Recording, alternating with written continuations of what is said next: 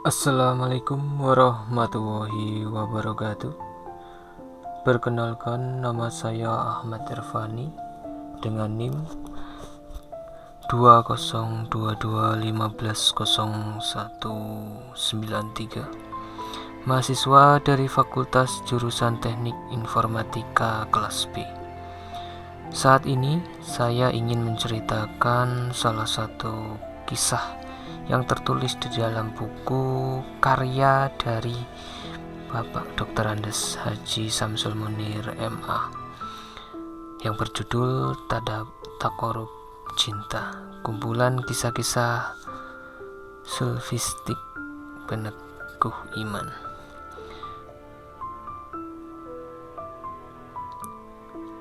Buku ini merupakan kumpulan dari berbagai kisah-kisah yang luar biasa yang Pak Munir sudah siapkan untuk bisa kita pelajari, bisa kita manfaatkan isinya.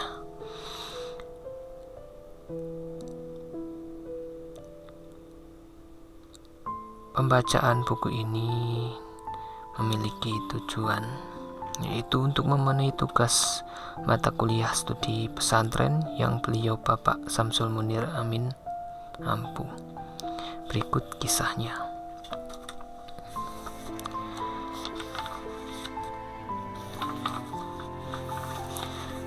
Salah satu kisah yang berjudul Takorup Cinta.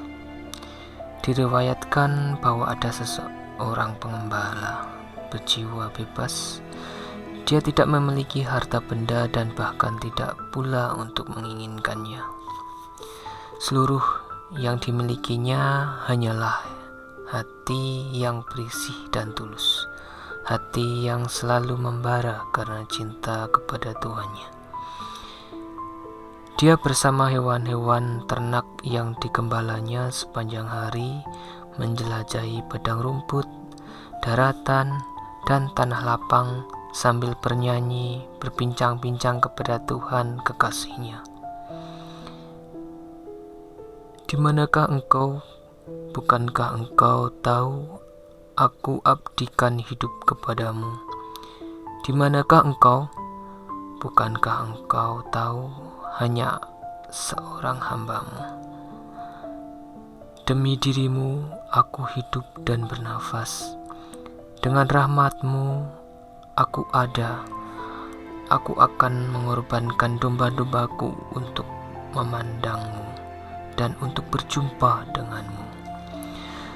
Suatu ketika Nabi Musa melewati sebuah padang rumput dalam perjalanannya menuju ke sebuah kota. Dia melihat seorang pengembala yang sedang duduk di sisi hewan-hewan ternak gembalanya sambil menengadah wajahnya ke atas seraya menyerukan kepada Tuhan. Di manakah engkau? Agar aku bisa jahit pakaianmu, agar aku bisa tambal kaos kakimu, dan agar bisa aku siap tempat tidurmu. Di manakah engkau? Agar bisa aku sisir rambutmu dan aku cium kakimu. Di manakah engkau? Agar bisa aku semir sepatumu dan aku bawakan susu untuk minummu. Mendengar tapan pengembala itu, Nabi Musa datang menghampiri. Wahai pemuda, siapakah yang engkau ajak bincang-bincang itu? Tanya Nabi Musa kemudian. Aku sedang berbincang-bincang dengan Tuhan yang menciptakan kita, Tuhan yang menguasai malam, langit, dan bumi. Mendengar jawaban pemuda gembala itu, Nabi Musa marah. Berani-beraninya engkau berbicara kepada Tuhan seperti itu. Engkau sudah menghujatnya.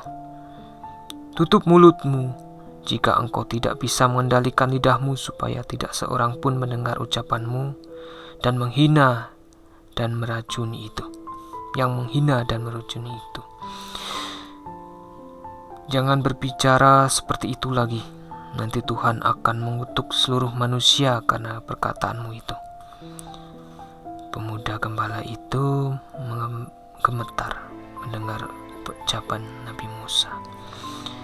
Dengan linangan air mata, pemuda gembala itu mendengarkan ucapan Nabi Musa berikutnya.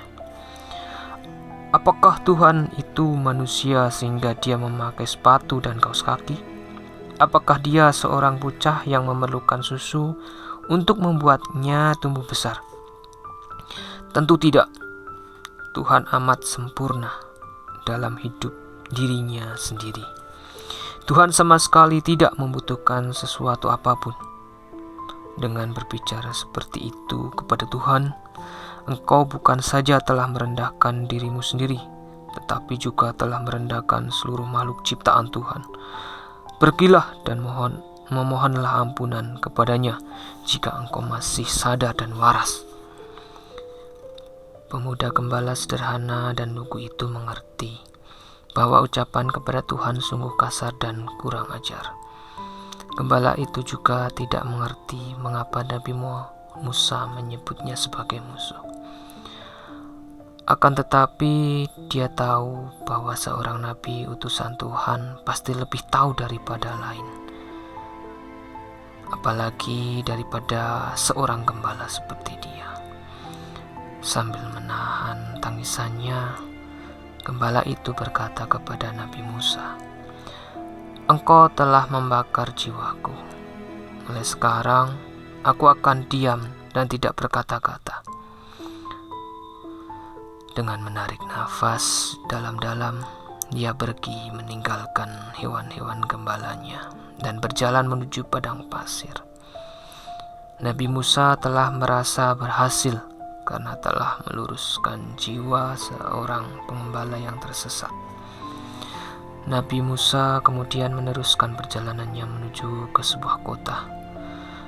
Pada saat itu, Tuhan menyapa dan berkata kepada Nabi Musa, "Wahai Musa, mengapa engkau mengusikku dan hamba setiaku? Mengapa engkau memisahkan pencipta dari sang kekasih? Aku mengutusmu untuk mempersatukan manusia dan bukan untuk mencerai keberaikannya." Nabi Musa mendengar kata-kata Tuhan dengan penuh takzim. "Aku tidak menciptakan dunia ini untuk mengambil manfaat darinya. Seluruh ciptaan ini hanyalah untuk kepentingan makhluk. Manusialah yang beroleh manfaat darinya. Ingatlah bahwa dalam cinta, kata-kata hanyalah kulit luar dan tidak berarti sama sekali. Aku tidak memperhatikan keindahan kata-kata ataupun susunan kalimat. Aku hanya memperhatikan keindahan hati. Dengan begitu, aku mengetahui ketulusan makhluk-makhlukku, sekalipun kata-katanya mungkin tidak bagus. Sebab mereka terbakar oleh cinta. Sungguhnya telah membakar kata-kata mereka sendiri." Tuhan kemudian melanjutkan firman-Nya. Mereka yang terikat oleh kesopan santunan sama sekali tidak sama dengan mereka yang terikat oleh cinta. Dan agama bukanlah cinta. Sebab Sang Pencipta tidak mengetahui agama lain kecuali Sang Kekasih itu sendiri. Tuhan mengajarkan segenap rasa cinta kepada Nabi Musa. Dan kini Nabi Musa menyadari kesalahan-kesalahannya, serta menyesali atas kemarahannya terhadap gembala itu. Nabi Musa segera mencari gembala itu untuk memohon maaf atas segala kesalahannya. Berhari-hari Nabi Musa menjelajahi padang pasir dan gurun Sahara. Namun, Nabi Musa bertanya kepada siapa saja yang ditemuinya, Apakah mereka melihat gembala itu? Akan tetapi mereka yang ditanyai selalu menunjukkan arah yang berbeda. Hampir saja Nabi Musa putus asa untuk mencarinya. Dan akhirnya Nabi Musa menemukan jejak gembala itu. Dia sedang termenung di dekat sebuah mata air, mengenakan pakaian lusuh dan usang. Gembala itu sedang tersimpuh, termenung seorang diri. Dengan tatapan kosong, dia tidak mengetahui Nabi Musa yang diam-diam datang menghampiri. Ketika melihat Nabi Musa sudah ada di sampingnya, gembala itu tersentak kaget. Dia diam saja, tak satu kata pun terucap, takut akan dimarahi lagi. "Aku punya berita penting untukmu," Nabi Musa memulai percakapannya. Gembala itu masih termenung. "Tuhan telah berfirman kepadaku bahwa tidak perlu ada kesopanan dan tata krama bagimu untuk mengadu perasaanmu dengan Tuhan. Engkau bebas berbicara kepadanya dengan caramu yang engkau senangi, dengan kata-kata pilihanmu sendiri. Karena apa yang aku sangka sebagai hujatan sesungguhnya akidah dan cinta yang justru menyelamatkan dunia." Dengan tanpa ekspresi apapun, gembala itu menjawab, "Aku telah melewati tahap kata-kata dan kalimat. Hatiku ini telah disinari oleh kehadirannya.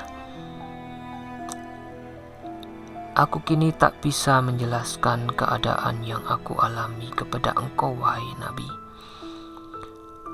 Aku juga tak kuasa untuk menggambarkan perasaanku kepada orang lain." Setelah berkata demikian, gembala itu berlalu dan meneruskan perjalanannya kembali. Nabi Musa hanya memandang gembala itu pergi meninggalkannya hingga akhirnya bayangannya tidak tampak lagi. Nabi Musa kemudian menempuh perjalanannya menuju kota terdekat sambil merasa terkagum-kagum oleh sebuah pelajaran yang diterima dari seorang hamba yang sederhana, lugu, walaupun tidak berpendidikan. Hikmah dari cerita ini, seseorang yang telah merasakan kedekatan kepada Tuhan tentu akan merasakan keindahannya berhubungan dengan Tuhan. Tidak semua orang memiliki spiritualis yang tinggi sebagaimana gembala dalam kisah di atas. Karena spiritualitas seseorang tidak ditentukan oleh jenjang pendidikan seseorang. Boleh jadi Anda adalah seorang pedagang, petani, kuli bangunan, pelajar, santri, guru, dosen, mubalik, kiai, ekonom, seniman, pelukis, arsitektur, bisnismen, dokter, tenaga medis, artis, profesor, ataupun siapapun Anda boleh berhak memiliki spiritualitas. Spiritualitas tidak memonopoli milik kaum agamawan yang ahli agama. Maka dengan demikian, kedekatan seseorang dengan Tuhan juga hak setiap orang yang mampu melakukan pendekatan diri dengan Tuhannya tersebut. Zat Tuhan tidak harus dijelaskan secara ilmiah. Berbagai teori keilmuan yang ada, Tuhan adalah zat yang bisa dirasakan kehadirannya dengan hati. Tentu saja hati yang bening, hati yang suci, yang tidak diliputi oleh sifat-sifat serakah. sehingga bisa menangkap nur atau cahaya kebenaran dengan kehadiran Tuhan. Jika kita merasa jauh dengan Tuhan, Tuhan pun akan merasa jauh dengan kita. Jika kita merasa dekat dengan Tuhan, Tuhan pun akan merasa dekat dengan kita. Aku jauh, engkau jauh, aku dekat, engkau dekat. Begitulah gambarannya. Kalau seseorang gembala saja merasakan kerinduan yang mendalam kepada Tuhan, mengapa kita yang mungkin lebih dari seorang gembala tidak pernah merasakan kerinduan kepada Tuhan? Aneh bukan? Sehari semalam kita sholat 5 kali, melakukan komunikasi dengan Tuhan, akan tetapi mungkin hati kita belum merasa kedekatan dengan Tuhan. Atau mungkin malah justru ketika kita melakukan sholat, yang muncul dalam memori otak kita malah urusan-urusan dunia, padahal kita sedang melakukan komunikasi dengan Tuhan. Demikian salah satu kisah dari isi buku karya Bapak Samsul Munir Amin, penulis nasional buku-buku akademik dan kisah-kisah sulfistik inspiratif yang berjudul Takorup Cinta, kumpulan kisah-kisah sulfistik peneguh iman, yang diterbitkan oleh Media Buku. Terima kasih atas perhatiannya. Terima kasih atas waktunya sudah mendengarkan cerita pendek ini.